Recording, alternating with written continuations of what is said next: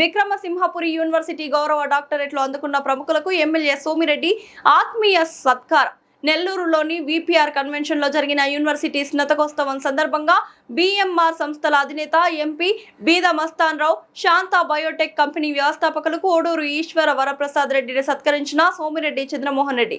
బీద మస్తాన్ రావు, కోడూరు ఈశ్వర వరప్రసాద్ రెడ్డితో పాటు నీతి ఆయోగ్ సభ్యులు ప్రొఫెసర్ గోవర్ధన్ దాస్ కు డిగ్రీ పట్టాలు, బంగారు పతకాలు అందుకున్న విద్యార్థులకు శుభాకాంక్షలు తెలియజేసిన సోమిరెడ్డి